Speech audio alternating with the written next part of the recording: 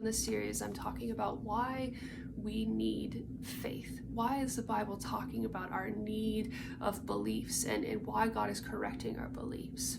And right now I'm talking about some of the ways that we approach God with sinful beliefs in our hearts. And as Christians, we need to have our beliefs changed. We need to have the deep layers of what we value changed. Otherwise, we approach God with sin in our hearts. We approach God with a false belief system, and we can interpret God's word through that false belief system. One of the sinful belief issues I want to talk about today is how we so easily want God to bless us and we want God's blessing, but we're ultimately not truly willing for God to actually correct us. It's very common to see, and I've seen this very often in myself, where we just want God's blessing or we just want God's solution to fix our problems, but really we lack a real desire for righteousness. We do not see that we are so sinful and we are filled with such false beliefs and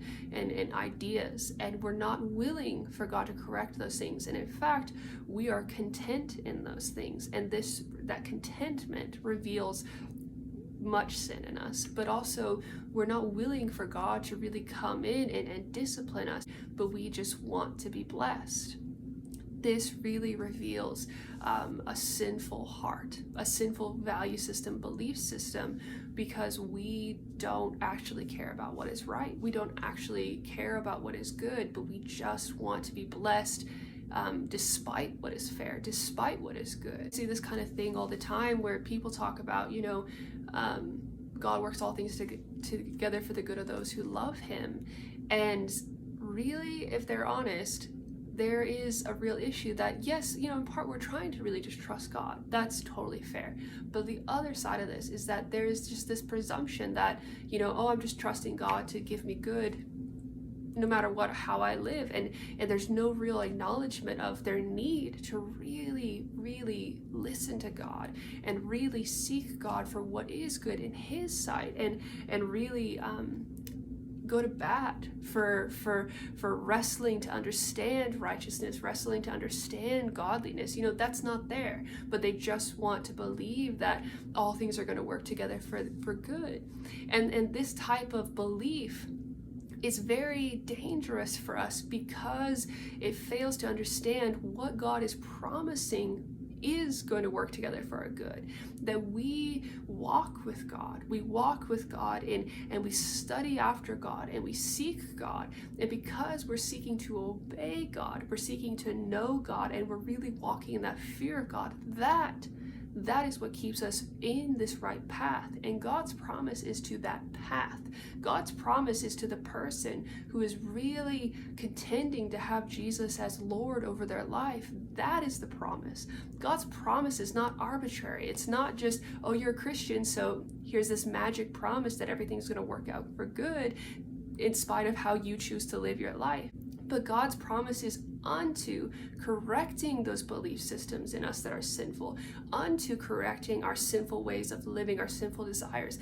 And in that, he is promising that if we walk in that righteousness and that godliness, then all things will work together for the good of those who love God. And again, we have to understand that this belief system is coming from a worldly mindset. This is the world. The world wants to, be blessed and be rich and have all these things in spite of any sort of regard for God, in spite of any real regard for what is fair and just and true. And yes, we'll go about, trying to not, overly wrong anyone, but we don't actually sit down and really are willing to have God come and show us what is good and fair, and really willing to walk in those things. We just want to be accepted with doing what is right in our own eyes and not be expected to move past that.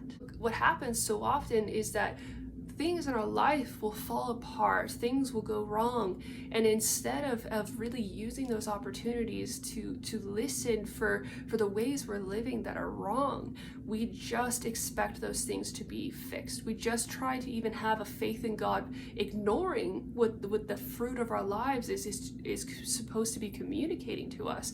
and we have a belief in God that is that, you know, we're trusting in God, we're having faith through, you know, the perseverance that's coming against us, when that thing that's coming against us is supposed to be showing us our sin. It's supposed to be showing us the fruit of our ways, and that we're deceived in our beliefs, we're deceived in our values. But instead of seeing that, we think that it's faith, we think that it's trusting in God to ignore that and turn a blind eye to that, and believe we're persecuted, when these are the fruits of our ways contending against us and rebuking us.